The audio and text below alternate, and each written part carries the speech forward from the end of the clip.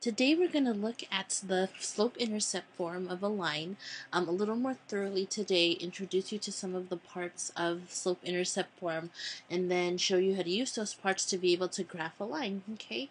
And so let's go ahead and start with seeing what an equation in slope-intercept form looks like, and I've written that right up here, okay? Y equals mx plus b.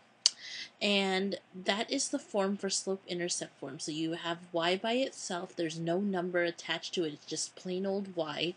You have m and you have a letter m and a letter x. You know from the other day that m is the slope. Okay, so in slope-intercept form, the way that you would look at this is if I asked you to find what the slope was, you got to figure out where x is. Remember, we kind of did this a little bit the last time. You figure out where x is, and whatever letter is in front of x, that's m. Okay, and then I'm gonna write this here so you don't forget. Okay, so the number in front of x is the slope, and then we have this letter b, which we call our y-intercept, and it's basically what a y-intercept is it tells us where on the y-axis our line is going to cross. Okay, so where on the y-axis our line is going to cross once we graph it out. Okay, so the key things you need to remember today are you need to remember that m is the slope and b is the y-intercept, and remember that m is the thing attached to x and b is like the loner number, I guess, by itself. So the first half of what I want to do today is I want you to be able to tell me what's the slope and what's the y-intercept. Okay, so given these lines, what's the slope and what's the y-intercept? So starting here with number 1, if we wanted to find the slope, let's figure out where x is. So here we go. I found x right here. Remember, the slope is the number that's in front of x. So 2 has to be the slope. Okay, and then I need to find the y-intercept. Remember, the y-intercept is the loner number that's at the that's usually at the end of the problem or the equation. So I find this here, and there's my y-intercept 1. Okay, it doesn't have a letter attached to it. That's what I mean by loner number. So the way that I would write this, to make this a little bit better, is remember our designated variable for slope is 2, or is m. So m is 2. My designated letter for the y-intercept is b.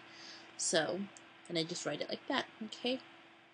And you've told me what the slope and the y-intercept is. That's pretty much it. Okay, so for number 2, same idea. Let's figure out what m is. Let's figure out what b is. Okay, so remember m is the thing that's right in front of x. So here's my equation. I'm looking. Here's x. The number in front of it is 1/2. So that has to be my m. Now to find my b, I look for the loner number, which is this guy, the 3. But what we also need to take is that since it's a minus, I have to take that sign along with it. So my b is -3. In this one, we have plain 1, which means +1, which we really did take the sign in front of it then, okay? So if we have a negative, don't forget to stick that negative there because you have to take the same sign it was too.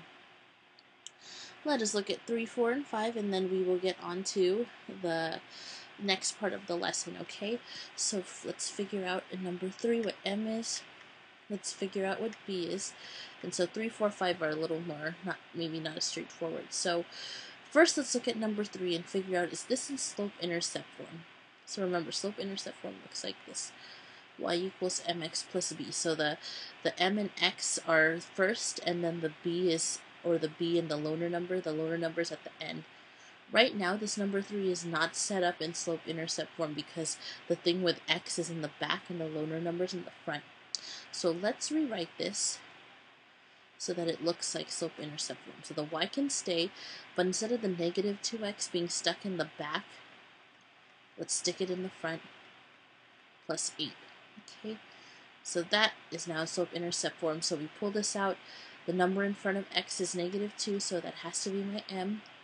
My loner number is b, which is 8. And so there we go. Okay. I want to call your attention to number 4 because it looks a little tricky because there's no number at the end. So here we go. Remember, to find our m, it's the number in front of x. Here's my x. There's no number written, but what do we know is really there? There's really a 1 in the front, okay? So the number that's in front of x has to be 1, okay? But now we have a problem because I have to figure out what b is, and there's no loner number here, right? Usually the loner number is stuck at the end there, but there's nothing there. So if there's nothing there, we don't have to put a number there. We don't have to create anything extra. If there's nothing there, we just say that the b is 0, okay? Because it doesn't exist. There's nothing written there, and we don't want to just add something in there for the sake of adding something in. So we say that our y-intercept is 0 because there's nothing written there. So remember, the original problem, just to review with you guys, looked like this. Y equals x. There was no number in front of x. So we know, though, from our own rules of algebra that when that happens, this is really a 1 in the front. So that's why our m is 1. Let's go to number 5, our last weird one. Okay, so we need to figure out what m is. M is the number in front of x. Okay, there's no x though. So what do we do? There's no x. So same idea in number 4 when we didn't have a b. We don't have to write 1 in because there's not one there, so let's not lie and say there is one. But if there's no x, that means that there's no m because they're attached with each other. So we just say that there's nothing, there's 0. B is our loner number, the number that doesn't have an x attached to it, and that has to be this guy, okay? This isn't our slope. The -4 is not our slope because for it to be our slope, remember, it had to have an x behind it, but it doesn't. So since it doesn't, that has to be our loner number, so B equals -4, okay? And that's how you would find the slope and the y-intercept from some lines if you were given some lines. So don't forget that because you're going to need that for the second half of the lesson today. Alright, so last part of today is to show you how to use the slope and y-intercept to be able to graph, okay? And so our slope, which I don't think that we've gone over yet, is a combination of what we call the rise over run, okay? And the way that you can think of this is you can think of it rising, like the sun rises, okay? So the sun rises, and the only way it can go is up, or up and down, I guess, pretty much. The sun can only go up and down, right? It doesn't, for the most part, go right and left when you think of sunrise, okay? So think of the slope as up and down, okay? And what axis goes with up and down? The y goes with up and down, right? Whereas run, for the most part, when we run, we're running horizontally, right? Left to right. There could be an incline a little bit, but we're not running like directly straight up in a straight line, so it's right to left, okay? So that looks like this. And which axis goes with that? The x, right? So the way that you can think about this is whatever's on the top will tell you what to go up and down, and whatever's on the bottom will tell you what to move for the most part to the right, okay? So what will make this easier is remember that for the run, for the bottom part, always just move to the right. That will help you remember, make things simple, okay? So the run will always move to the right. So for the slope to work out, you might need to make it into a fraction.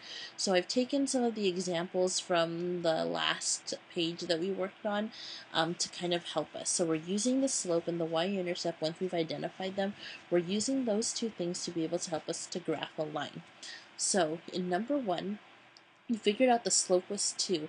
So what would be helpful is to make that a fraction, make our slope a fraction. So instead of it just being 2, maybe 2 over 1, okay? We start with the top number, which is going to basically tell us because it's positive, because our fraction is positive, we're going to be moving up 2, and we always move to the right. Now, if our fraction was negative, that would tell us to move down and to the right. So we're either going up and to the right or down and to the right, depending on whether the fraction is positive or negative. So we know now we're going 2 up, 1 over to the right, but we don't know where to start. And the way we can figure out where to start is we look at B. Remember, I told you our B is our y-intercept, where it crosses the y-axis. So what you need to do is go on our y-axis, remember that's the up and down here, and find positive 1. So the y-axis positive 1 is right here. okay, where I'm drawing this green dot. Once you've done that, starting at that dot, use our slope. So we decided we're going 2 up because the fraction's positive, 1, 2, and then we're going to the right 1. So I'm going to put a dot right there. One more, 1, 2, and then to the right 1. So I'm asking you guys if you could please make a, I want you guys to make 3 dots starting. One of your dots could be the ones that you started with for your y-intercept, but there has to be 3 dots total, and then extend your line really, really long.